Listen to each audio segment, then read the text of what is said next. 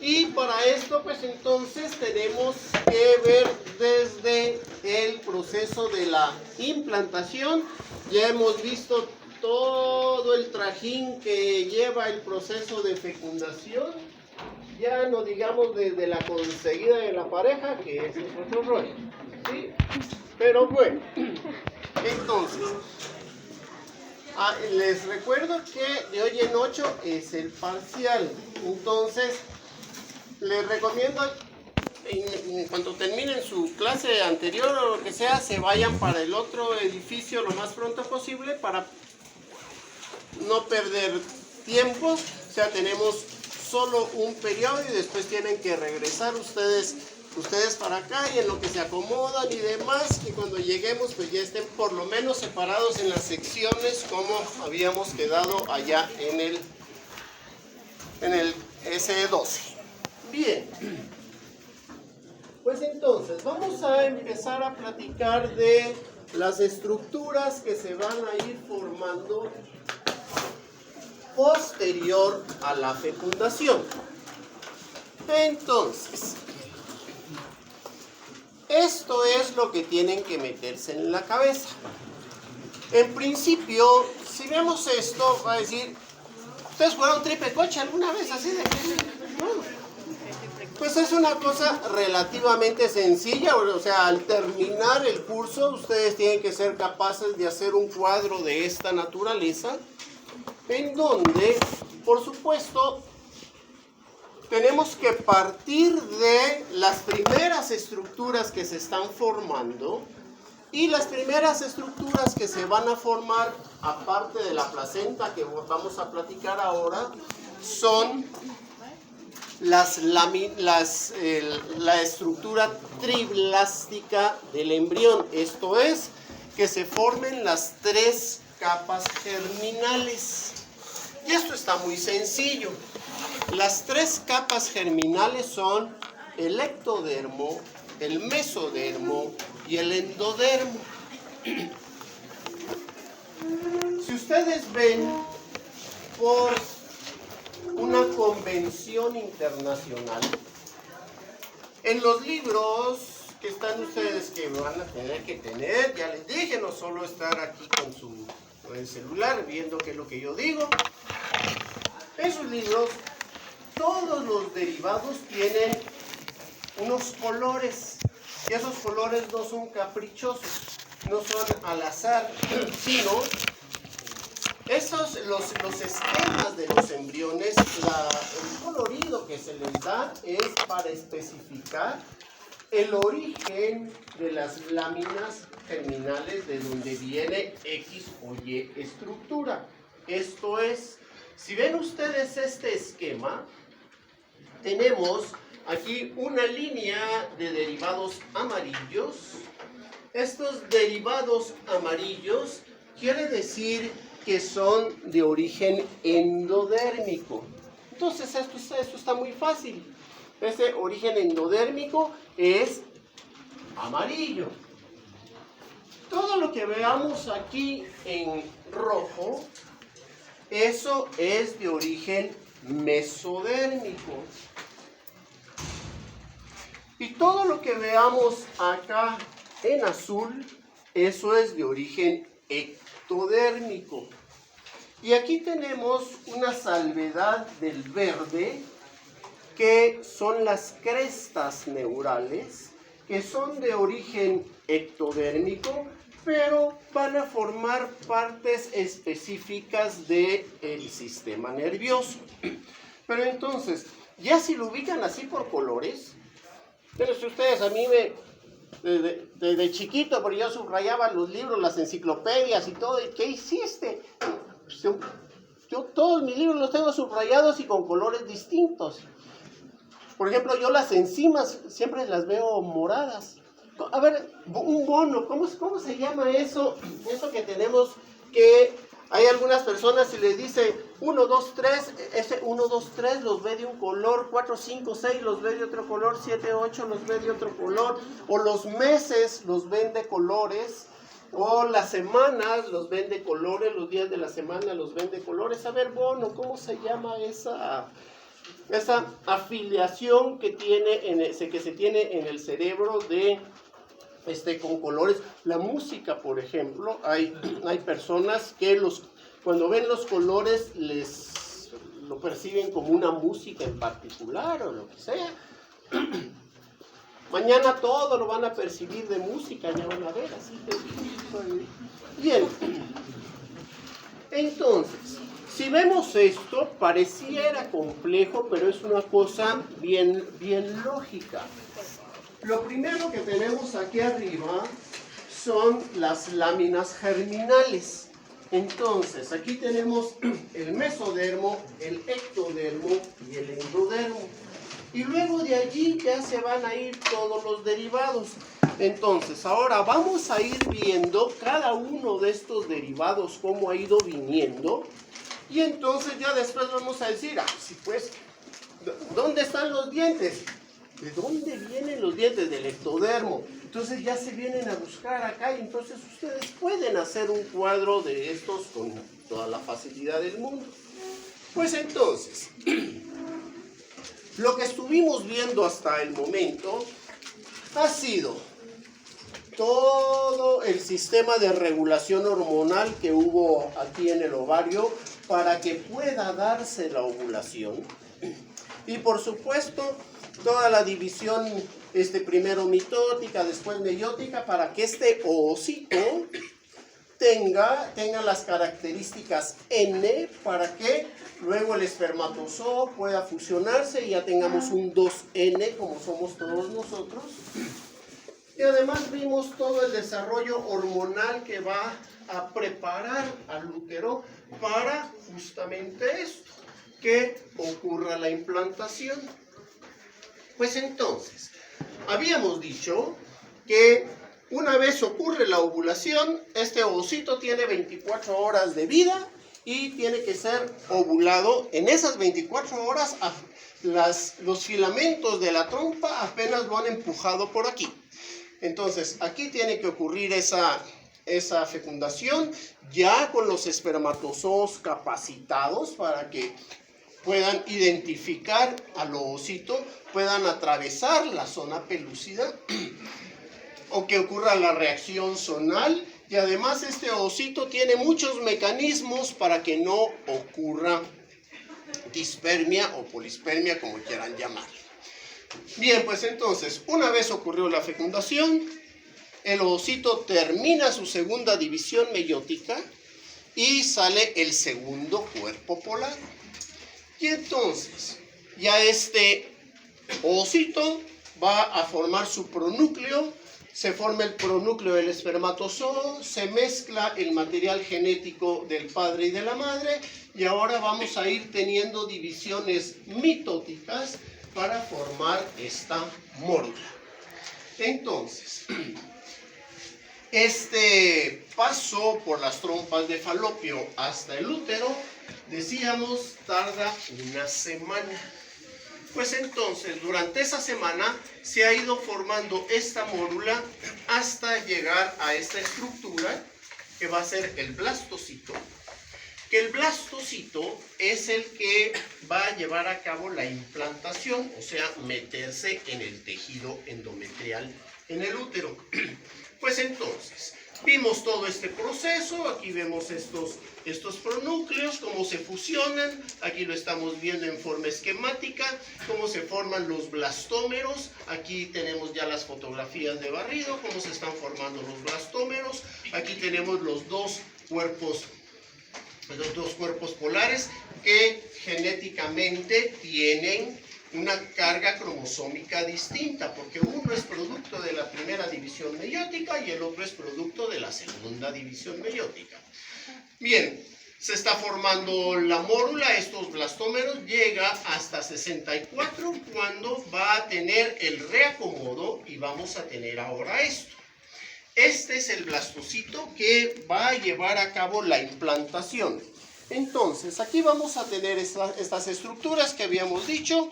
Aquí vamos a tener el embrioblasto, que solo de este embrioblasto, de esta porción, de este grupo de células, de allí va a desarrollarse ya el embrión. Luego tenemos aquí el trofoblasto, que decíamos, este trofoblasto, el prefijo trofo es alimentación, blasto es algo que va a seguir modificándose. Pues entonces de aquí es de donde va a salir la placenta, que es lo que vamos a ver ahora.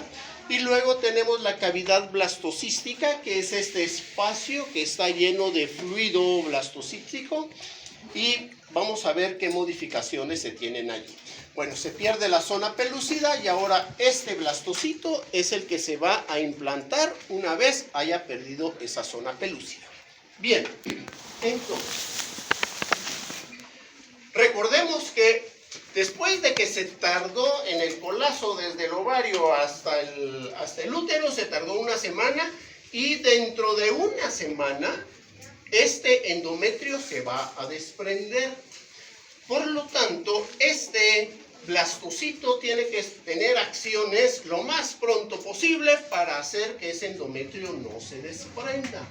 Pues entonces, en esta porción, si regresamos acá, en esta porción del trofoblasto contiguo, o sea, pegado al embrioblasto, allí va a aparecer, esas células van a tener unas glucoproteínas que lo hacen, vamos a decir, pegajoso nada más de este lado, y el resto del trofoblasto no tiene esas glucoproteínas que tienen estas células. Esto siempre ubiquemos lo que es una esfera, ¿sí? Esto es una esfera, esto es completamente redondito, aquí por cuestiones esquemáticas lo estamos haciendo en 2 dimensiones, pero esto es una chibola, ¿sí? Es una pelota. Bien, pues entonces, estas glucoproteínas hacen que este blastocito se pegue al endometrio solo del lado de donde está el embrioblasto. Posiblemente, si no logra eso pegarse, la señora ni se entera que hubo fecundación, porque va a tener su menstruación normal y común y corriente, si hubo fecundación o no. De hecho, hay unos estudios muy interesantes en donde se asegura que de cada 4 fecundaciones, una logra una implantación adecuada, ¿sí? Entonces, a raíz de este acercamiento que tuvo el blastocito a este endometrio, vamos a tener que estas células del trofoblasto, o sea, estamos claros de estas células del trofoblasto, porque este trofoblasto está rodeando aquí al embrioblasto también. Aquí van a empezar a salir un grupo de células que van a formar un tejido sincitial. Un tejido sincitial es aquel que tengo un montón de células que desaparecen las membranas celulares, se juntan todos los citoplasmas y entonces voy a tener un citoplasmote enorme con un montón de núcleos. Eso es un tejido sincitial. Por ejemplo, yo estoy seguro, porque he oído que lo dicen así, nuestras células musculares son multinucleadas. No es que sean multinucleadas, lo que pasa es que es un tejido sincitial que tiene muchos núcleos, pero en realidad son muchas células que perdieron su citoplasma y forman ese tejido sincitial. Pues entonces, aquí se va a formar ese tejido sincitial a raíz del trofoblasto. Y entonces está muy fácil. Si se forma un tejido sincitial del trofoblasto, pues entonces a eso le vamos a llamar sincitio trofoblasto. Sencillísimo. Entonces, ya tenemos varias estructuras aquí que ir teniendo en la cabeza. Tenemos el embrioblasto, la cavidad blastocística, el trofoblasto y el sincitio trofoblasto. Este sincitio trofoblasto va a empezar a romper las uniones celulares que hay en el endometrio y se va a ir metiendo dentro del endometrio, agarrándose ya del endometrio. Esto ubiquemos que tiene de tamaño 1/10 parte de 1 milímetro. ¿Sí? Esto es una cosita así. Bien, pues entonces esto empieza a romper acá. ¿Y qué cosa? Vamos a ver.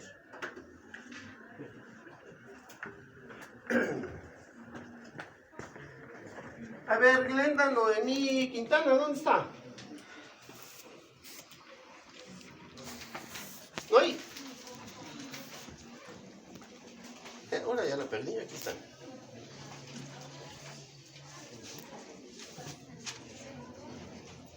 Paola Mejía. A ver, Paola, dígame usted, ¿qué cosa importantísima ya dijimos que hacía el sincitio trofoblasto? Eso lo dije hace ya algunos días, para que no se caiga este endometrio. ¿No le dice? No, para que no se caiga el endometrio, porque aquí cosa importante dijimos es que tiene que evitarse la menstruación en este momento, ¿sí? A ver, Carlos Eduardo Castillo León, ¿dónde está? Dígame, ¿qué es lo que hace esto importantísimo para que no se caiga el endometrio? Va a liberar la gonadotropina coriónica. Y esta o sea, en este momentito nada más saliendo, empieza a liberar la gonadotropina coriónica y dijimos que la gonadotropina coriónica va a actuar como LH y va a hacer que se mantenga el cuerpo amarillo secretando progesterona. Y si se mantiene la progesterona, esto se va a mantener, no se desprende. De hecho, esta gonadotropina coriónica, para aquellas que andan con la urgencia, ay, quiero ver si queda embarazada o no, es la hormona que se va a identificar, y eso les tocará a ustedes hacer infinidad de veces análisis de gonadotropina coriónica para ver si hay embarazo. Por otro lado, las hormonas que se detectan por la orina, esas son, primero ya tienen que llegar a unos niveles importantes, no vamos a hablar ahorita de cantidades y demás, que para que aparezcan en la orina, eso ya va a ser, porque además aquí va a secretarse más progesterona, entonces puede, hasta que llegue a determinados niveles de progesterona, pueden detectarse en la orina, y entonces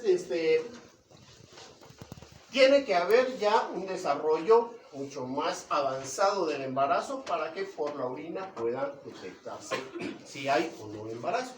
Pero si nos urge saber, entonces análisis en sangre de gonadotropina coriónica.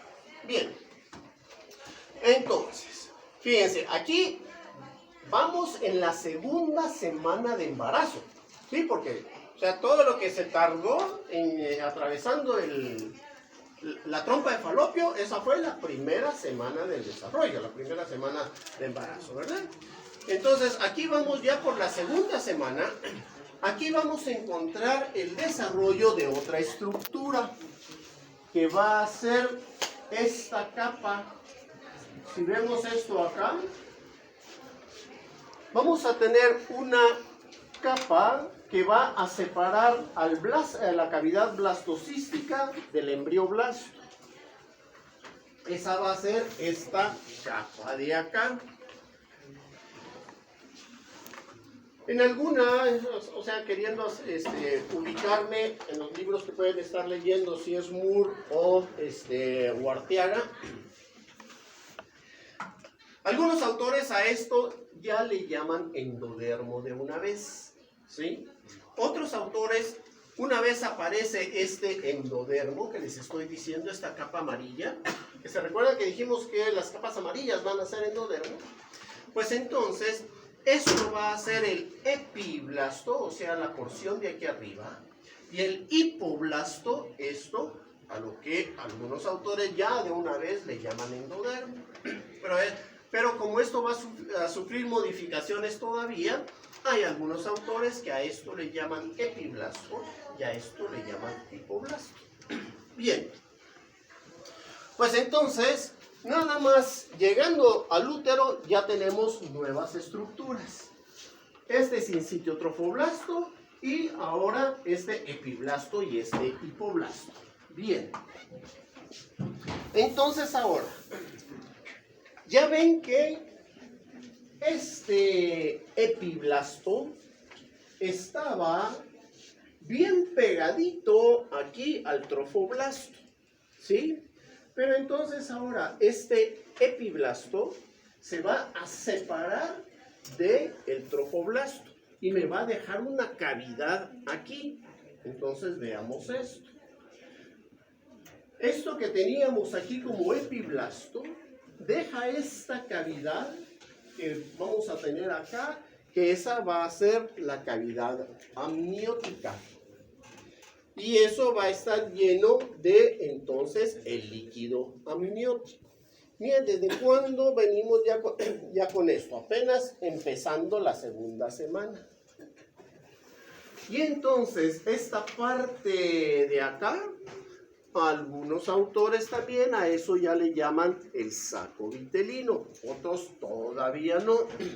Porque el saco vitelino tal cual va a ser, a partir de estas células de aquí, de este hipoblasto, van a crecer células que van a forrar, ¿sí?, esta cavidad blastocística que teníamos acá.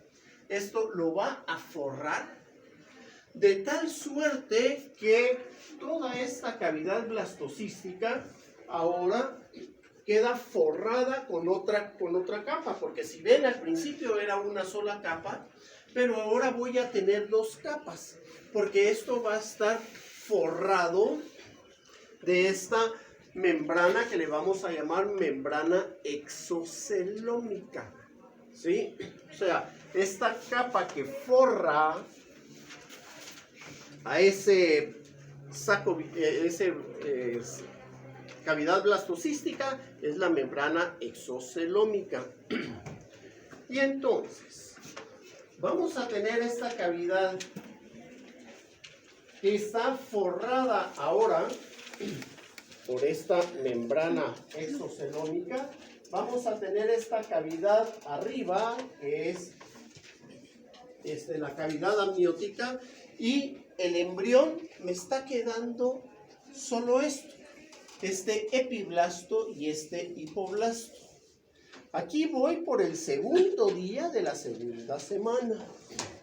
Aquí la señora todavía engaña, no sabe si quedó embarazada, ellos no tienen la menor idea.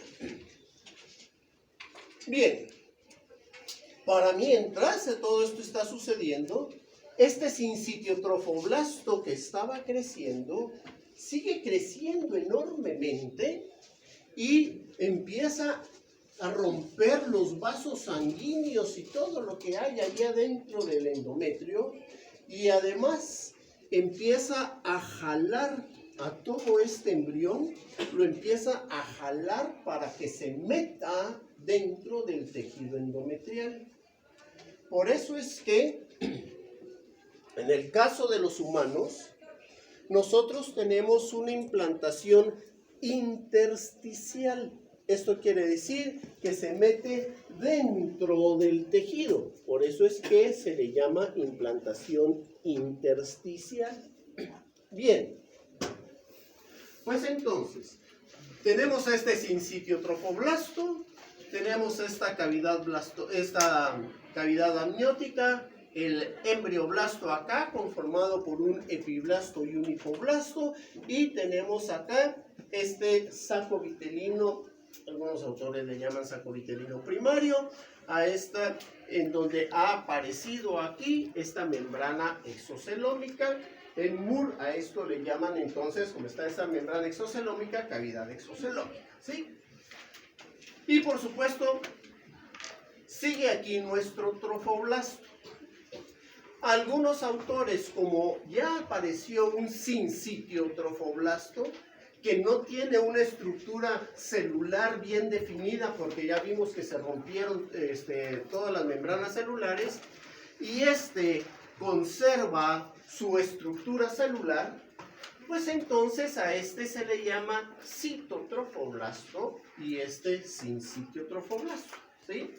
Les estoy dando porque sé que depende de dónde estén estudiando, ya sea por traducción o porque así lo definieron estos autores o lo demás, pues se le ha llamado de distintas formas. Bien, entonces, aquí vamos todavía a mediados de la segunda semana. Entonces, ¿qué tenemos acá? Tenemos esta membrana exocelómica que se empieza a separar del trofoblasto, porque recuerdan que teníamos esta membrana aquí pegada, o sea, lo estaba forrando nada más. Pues entonces ahora empiezan a desarrollarse células entre este forro que teníamos y el citotrofoblasto. Y esto es lo que vamos a tener. Empieza a separarse este citotrofoblasto de este saco vitelino, ¿sí? A este tejido, insisto, esto siempre veámoslo como una esfera, como una chibola, ¿sí? Entonces me va a quedar una chibolita dentro de una chibolota, ¿sí? O sea, voy a tener aquí esta porción en donde tengo el embrioblasto, una esfera adentro de otra esfera, ¿sí? Entonces, este tejido que se está desarrollando acá, ese va a ser el mesodermo extraembrionario. ¿Y por qué le ponemos el apellido de extraembrionario? Porque el embrión está aquí. Y todo lo demás son estructuras extraembrionarias, en realidad no se están desarrollando adentro del embrión. Entonces, este va a ser el mesodermo extraembrionario. Y pongámosle atención al apellido extraembrionario porque, por supuesto, después vamos a ver el desarrollo de un mesodermo embrionario. Entonces, aquí tenemos mesodermo extraembrionario que se va a ir desarrollando entre este saco vitelino y el trofoblasto. En alguna bibliografía sacan a colación la formación, esta invaginación de este saco vitelino que le llaman saco vitelino primitivo, pero no en todos los casos se desarrolla este saco vitelino primitivo. Entonces, y además esto aparece un ratito y desaparece, entonces no le vamos a poner atención. A lo que sí le vamos a poner atención es que este mesodermo extraembrionario va a empezar a distribuirse en forma mucho más laxa, así las células se van a empezar a separar, de tal suerte que van a empezar a acumular espacios aquí, que después todos esos espacios se van a fusionar. A este cuento no le hagan caso, ¿sí? Que es el que les digo que es ese saquito que a veces aparece, a veces no aparece, y cuando aparece se desaparece. Entonces ese no le pongamos foco. De hecho se lo voy a borrar para la próxima. Pues entonces, vamos a tener este espacio acá, que este espacio quedó separando al trofoblasto, acá, de esta porción embrionaria, ¿sí? Ahora entonces, parte de este mesodermo se quedó pegado al trofoblasto y parte de este mesodermo, esto que está aquí, ¿verdad? Parte de eso se quedó pegado aquí y parte de esto se quedó pegado acá. Entonces, tengo esta porción embrionaria con mesodermo pegado aquí. Y tengo este trofoblasto con mesodermo pegado aquí al trofoblasto y luego tengo este espacio que se está desarrollando aquí. Bien. Entonces, este espacio va a ser el celoma extraembrionario. También extraembrionario porque después vamos a ver que también hay un celoma embrionario. O sea, sí tenemos claro que nosotros somos animales celomados. Un celoma es un espacio, ¿sí? Si nos abren así en canal y nos sacan todo el triperío de adentro, queda un espacio, un hoyo allí. Ese espacio que queda allí es el celoma, ¿sí? Donde se nos desarrollan todas las vísceras, ese espacio es el celoma. Pero ese es el embrionario. Pero entonces aquí tenemos un celoma extraembrionario, que después vamos a ver qué forma la cavidad. Pero ahorita eso lo vamos a ver despuesito. Aquí lo interesante es que esta capa que me quedó aquí, mesodermo y trofoblasto, esa capa va a ser la somatopleura extraembrionaria. Y pongámosle atención a eso extraembrionario porque también vamos a ver que hay una somatopleura embrionaria. Y esta capa que quedó aquí, pegada a la cavidad amniótica y pegada al saco vitelino, esta va a ser la esplacnopleura extraembrionaria. Y también pongámosle coco al extraembrionario porque también vamos a ver que hay una esplacnopleura embrionaria. Entonces, ¿qué tenemos acá? Aquí tenemos la cavidad amniótica. Entonces, esta membrana que está forrando esta cavidad amniótica va a ser el amnios, ¿sí? Esta cavidad que está aquí es el saco vitelino, por lo tanto, la membrana es la membrana vitelina. Entonces, esta porción embrionaria está forrada con esta esplacnopleura extraembrionaria. O sea, esta esplacnopleura extraembrionaria sería este mesodermo extraembrionario junto con la membrana amniótica y junto con la membrana vitelina. Y la somatopleura extraembrionaria es este amnios junto con este mesodermo extraembrionario. Y entonces fíjense que aquí ya le vamos encontrando forma al asunto, porque aquí tenemos el embrión del trofoblasto que dijimos, se va a formar la placenta. Por supuesto, aquí en el esquema no está todo ese sincitio trofoblasto que está alrededor. Y tengo aquí el embrión agarrado nada más de un pedúnculo de fijación. Entonces, este pedúnculo de fijación, si veo yo ahí, digo, ay, ¿aquí qué va a pasar? Por supuesto, este va a ser el cordón umbilical. Entonces, aquí ya vemos que va agarrando forma de algo que puede ser funcional para que salga finalmente el muchachito de aquí. Bien. Pues entonces, esto para mientras durante esta segunda semana se ha ido implantando, se ha ido metiendo en el endometrio, ha ido rompiendo tejido aquí adentro. Y entonces aquí al terminar esta segunda semana, aquí es en donde ya correspondería la menstruación, ¿sí? ¿Estamos claros en eso? Ya correspondería la menstruación. Pero entonces, a consecuencia de esta gonadotropina coriónica, ups, no va a haber menstruación. Pero ahora, acá hay algunas circunstancias en donde este rompimiento de vasos que hay allí puede provocar una ínfima hemorragia que pudiese confundirse con una menstruación. Y es en donde, por supuesto, hay menstruaciones en algunos meses más voluminosas que otras. Y entonces aquí, ¡ay! Fue ahora una menstruación muy pequeña y pudiese confundir con una menstruación.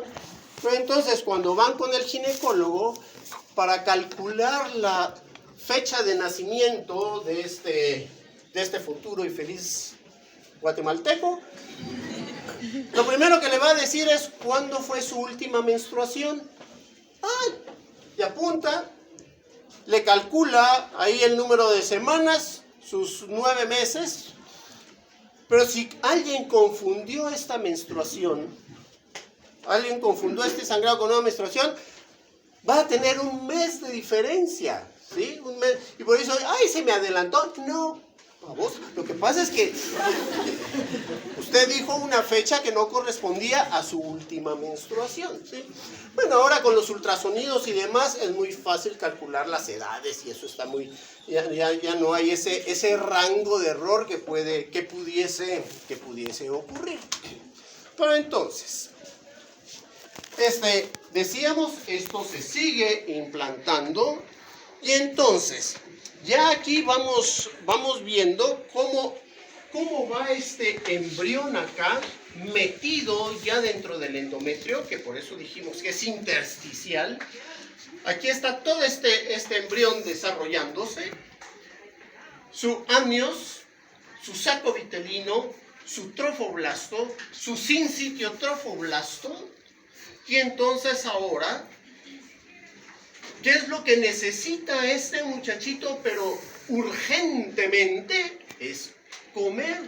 Fíjense que venía ya con una semana en el camino, pero ni sándwiches ni nada, por toda la trompa de falopio, pues no traía nada. Apenas ahorita que se está logrando meter y rompiendo vasos, de lo primero, ¿se recuerdan cuando vimos la estructura del endometrio de todas las glándulas endometriales? Esas glándulas endometriales dijimos que eran riquísimas en glucógeno. Ese glucógeno va a ser, en primera instancia, la primera fuente de nutrición que va a tener este embrión en desarrollo, y eso hasta que logre romper los vasos sanguíneos del endometrio para empezar a nutrirse ya de la sangre de la madre. Bien, mientras esto ha estado sucediendo, vamos a tener este embrión constituido por dos capas, ¿sí? En esas estábamos. Vamos a tener aquí el epiblasto y aquí el hipoblasto. Por ahí va el embrión. Hay algunas modificaciones que vamos a tener. Fíjense que para poder ver el desarrollo, por supuesto, me voy a tener que ir a el desarrollo del corazón y vamos a ver cómo se forma el corazón. Me voy a ir a los riñones y ver cómo se forman los riñones. Pero estemos conscientes que todo eso está sucediendo simultáneamente, ¿sí? Mientras se le está pasando esto al corazón, a los riñones ya les está pasando algo, y a los pulmones y al aparato digestivo, que los pulmones vienen del aparato digestivo, está pasando otra cosa. Entonces, si bien para explicarlo tengo que hacerlo en forma separada, estemos conscientes que todo está pasando simultáneamente. Entonces, aquí en el hipoblasto vamos a identificar una estructura que va a ser importantísima para el resto del desarrollo del embrión y va a ser la lámina procordal. Esta lámina procordal se va a dar aquí todavía yo no puedo hablar de la parte de adelante y la parte de atrás del embrión, la parte de arriba y la parte de abajo todavía, pero esto es ahorita una ficha, más bien dos tortillas, o sea, sí, el epiblasto y el hipoblasto.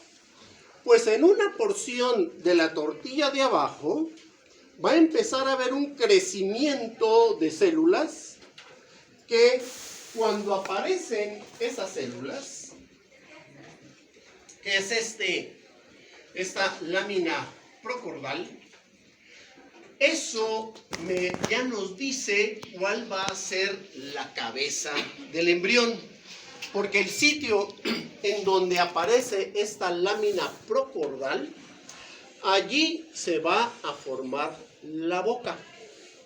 De hecho, ahora que le sigamos la huella a toda esa lámina procordal, vamos a ver que todavía tenemos esa lámina procordal. Y esa es la campanita, ¿sí? Esa lámina procordal se va a romper después y lo único que nos queda es un pedazo de esa lámina colgando, ese colgajo, y es la campanita, ¿sí? La úvula. Esa es esa lámina procordal y miren desde cuándo la traemos. ¿sí? El tamaño de esto es, si ven ustedes en una regla, escasamente 2 milímetros. Miren todas estas estructuras metidas en 2 milímetros y ya vamos por el día 14, terminando la segunda semana del desarrollo. Bien, les decía que a estas alturas del desarrollo embrionario lo que le urge es conseguir la nutrición. De hecho, ¿se recuerdan que les decía que de cuatro fecundaciones, una llega a feliz término, posiblemente? Por eso de 4 fecundaciones, cuando llega el bautizo, ay, no, te juro que era la primera vez, mínimo 4. ¿Sí? Mínimo 4, porque estadísticamente, pero entonces, la mayor parte de estas 3 pérdidas es a consecuencia de una mala implantación. Aparte, hay muchísimos casos que vamos a ver de anomalías cromosómicas y demás, que también es una parte importante del no desarrollo del embrión adecuadamente. Pero entonces, veamos cómo se desarrolla la placenta, que esto es uno de los problemas frecuentes de pérdidas del embarazo. Entonces, me voy a ir ahorita, para que ya hablamos el mismo idioma y toda la cosa, me voy a ir a la somatopleura extraembrionaria, para ver qué es lo que está pasando, porque de esta somatopleura embrionaria es de donde se va a desarrollar la placenta. Pues entonces, tenemos esa somatopleura aquí, y tenemos este embrión acá. ¿Estamos claros? Ahí estamos casi como lo habíamos dejado por aquí, ¿verdad? Aquí fue ya desarrollándose y esto se va a seguir desarrollando. Este embrión va a ir creciendo. ¿Se recuerdan que teníamos este celoma extraembrionario aquí, este espacio? Pues este espacio, con el crecimiento del embrión, se va a llenar, ¿sí? Esto va a quedar completamente lleno del niño.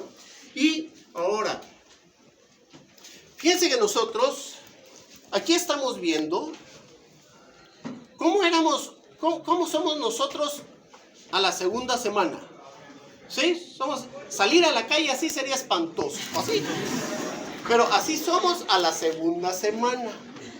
Pues entonces, nosotros somos así como estas tortillas. Y entonces, durante la cuarta semana, ahorita me voy a adelantar un poquito, esta tortilla se va a doblar y va a formar un taco. O sea, nosotros somos un taco al final, ¿sí? Tenemos un taco así. Y ese hoyo de adentro del taco, ese es el aparato digestivo, ¿sí? La parte de afuera del taco es este ectodermo, y esa es nuestra piel y todo lo demás, que vamos a ver con todos los derivados del ectodermo. Aquí me hace falta una capa que es el mesodermo, que va en medio. Por eso mesodermo, meso quiere decir en medio. Eso nos va a formar músculo, hueso y todo lo demás. Y la parte interna, o sea, todo lo que está en amarillo aquí, que eso es el endodermo, eso sería el forro de mi aparato digestivo, ¿sí? Y entonces, si les estoy diciendo que somos un taco así, este hoyo del taco es la boca, el aparato digestivo, y el otro hoyo es el otro hoyo, ¿sí? Al final del aparato digestivo. Y además nos vamos a contorsionar, o sea, no solo nos vamos a enrollar, sino que nos vamos a contorsionar para que tengamos nosotros esta forma, ¿sí? Nosotros nos damos vuelta, y eso sucede todo durante la cuarta semana del desarrollo, o sea, durante el primer mes. Pero entonces ahora veamos qué es lo que pasa aquí con la somatopleura, con esta somatopleura extraembrionaria. En principio, ¿se recuerdan que teníamos el trofoblasto y teníamos el mesodermo extraembrionario aquí pegado a el trofoblasto? Y además el sincitiotroplastón aquí, ¿verdad? Esto enorme. Entonces, La somatopleura extraembrionaria es todo esto en conjunto, junto con este sincitio trofoblasto. Pues entonces, a partir del trofoblasto, ¿sí? A partir del citotrofoblasto, ahora que ya sabemos cuál es el citotrofoblasto, el citotrofoblasto va a tener unas evaginaciones, o sea, una invaginación es algo que se fue para abajo, ¿sí? Para adentro. Una evaginación va a ser algo que se va para arriba, ¿sí? Entonces, vamos a tener unas evaginaciones del citotrofoblasto, de tal suerte que si yo hago un corte transversal aquí en donde ocurrió esta evaginación, voy a tener esto, que en el centro voy a tener citotrofoblasto. Y todo el sincitiotrofoblasto que está alrededor, pues entonces ese sincitiotrofoblasto está rodeando a este citotrofoblasto. Pues entonces, a esto es a lo que le vamos a llamar una vellosidad placentaria primaria. O sea, solo la evaginación del citotrofoblasto forrado del sincitiotrofoblasto, eso es una vellosidad placentaria primaria. Bien, ahora, ¿se recuerdan que habíamos dicho que teníamos aquí mesodermo extraembrionario? Pues entonces, este mesodermo extraembrionario, a esa evaginación que teníamos, se va a ir metiendo ese mesodermo a la evaginación. Pues entonces, lo que tenemos aquí es ese mesodermo que se metió aquí a esa vellosidad primaria, que esa vellosidad primaria en principio solo tenía citotrofoblasto y sincitiotrofoblasto. Pero ahora cuando se me mete este mesodermo extraembrionario allí, si hago un corte de esta vellosidad acá, voy a tener esto. Voy a tener sincitiotrofoblasto por afuera, voy a tener citotrofoblasto acá y ese mesodermo allá adentro. Entonces, esta es una vellosidad secundaria, una vellosidad placentaria secundaria. Y la angiogénesis es la formación de vasos sanguíneos y células sanguíneas en general. La angiogénesis se da únicamente en tejido mesodérmico, ¿sí? En tejido mesodérmico. Entonces, este mesodermo que se metió aquí va a formar vasos sanguíneos. Y entonces, ahora si hago un corte de esta vellosidad acá, así que esta vellosidad, vamos a tener esta vellosidad placentaria terciaria, cuando ya aparecieron los vasos sanguíneos. Entonces, ubiquemos cómo está ahorita este embrión.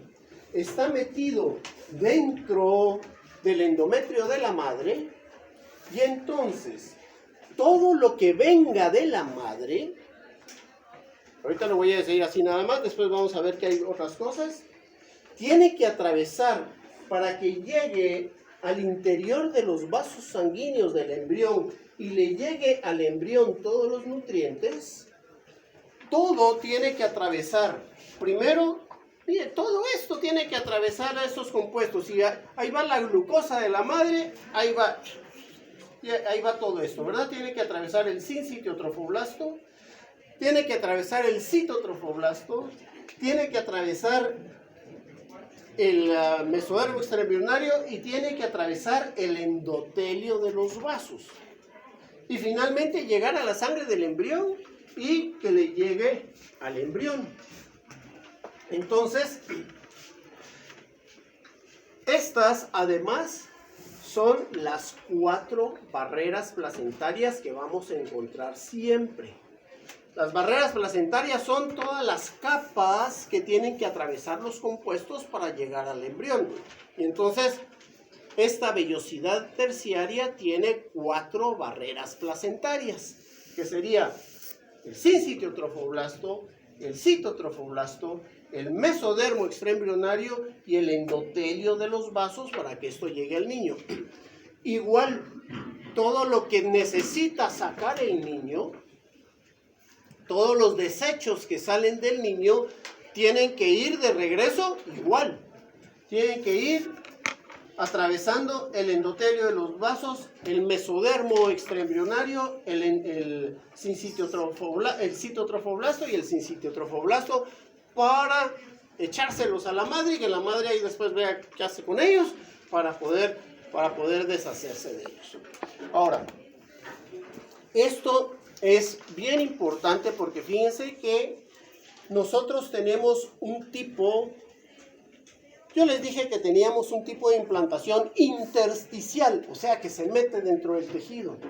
Pero tenemos otra característica muy importante, a diferencia de la mayoría, literalmente de la mayoría de los animales. Algunos otros primates comparten el tipo de placenta que tenemos nosotros, que por su relación sanguínea tenemos una placenta hemocorial. Fíjense, hemocorial, ¿qué quiere decir esto? Sangre, corión. El corión es esto, ¿sí? Todo esto sin sitiotrofo. Esta somatopleura ya así desarrollada, eso es el corión. Pues entonces, les dije desde un principio que el sincitiotrofoblasto se mete y está literalmente rompiendo vasos sanguíneos de la madre. ¿Se recuerdan cómo teníamos el endometrio con un montón de vasos sanguíneos y todo? Pues entonces, el sincitiotrofoblasto rompe los vasos de la madre y literalmente estas vellosidades se meten a los vasos sanguíneos. Por eso es que, en el caso de los humanos, un desprendimiento de placenta puede ser letal, porque si se arrancan esas vellosidades, quedan todas las arterias endometriales de la madre abiertas y resulta en un charco de sangre, ¿sí? Entonces, con nosotros, por eso, durante el parto, se secreta una hormona importantísima. Ahí vamos a ver después, vamos a tener un capítulo exclusivamente de parto, que es la oxitocina. La oxitocina, ya próximo al parto, empieza a cerrar y a comprimir los vasos sanguíneos de tal suerte que cuando se desprende la placenta, estos vasos sanguíneos ya están comprimidos y por eso es que pues, durante el parto no debe haber una hemorragia importante en donde se sacrifique, en donde se ponga en peligro la vida de la madre.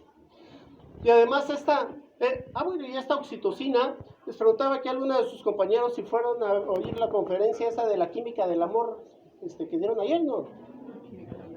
Bueno, yo tampoco fui, pero quería ver qué habían dicho. No, pero es que la oxitocina, y ahorita para mañana van a decir, ay, maldita oxitocina, también es la que se llama la oxitocina del amor, o sea, la que hace que ustedes se enamoren. De hecho, o sea, esta es una hormona, ya en nosotros adultos después vamos a ver que esta es secretada también en el caso del embarazo. Es secretada por el hipotálamo, pasa a la neurohipófisis y durante el parto esto hace que se cierre, pero hace otra cosa. Provoca unas conexiones neuronales, o sea, cambia la estructura del cerebro de tal forma que esa madre va a tener una filialidad, o sea, un amor directo a la cría, a consecuencia de esta oxitocina. Y esa es una cosa que los padres no tenemos. Y es en donde, fíjense que los padres tenemos que ganarnos el amor de los hijos y los hijos tienen que ganarse el amor de los padres. Porque los padres no tuvieron esa modificación cerebral para decir, ¡ay, mi muchachito! En cambio, la madre sí, a consecuencia de la oxitocina. En cambio, los padres no. Y por eso es que se saca a colación de, ay, que la incertidumbre paterna, yo no sé si él es mi hijo, ni nada. O sea, porque no tiene la oxitocina, o sea, sí tenemos la oxitocina, pero no a consecuencia de ese parto. Y esa oxitocina es la que hace que esa madre tenga esa relación tan cercana con la cría. Y les preguntaba si habían ido a esa conferencia, porque esta oxitocina es también, si les estoy diciendo que nos provoca esas modificaciones cerebrales para esa relación filial con las personas.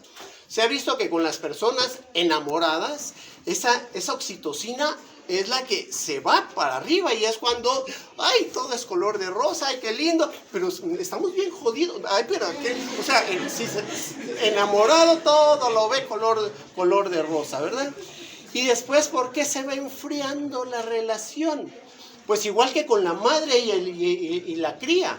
Fíjense, por lo menos con mamíferos, ahora los muchachitos, las crías, ahora tienen que hacer que esa madre siga manteniendo esa relación filial por la cría.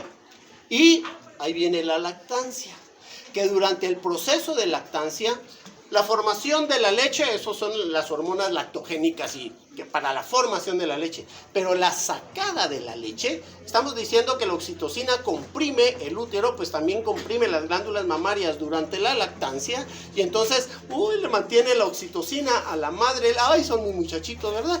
Y ahí los va a estar teniendo, pero después el niño tiene que ganarse el amor de la madre también, aunque en la madre ya estuvieron esas conexiones neuronales a consecuencia de la oxitocina.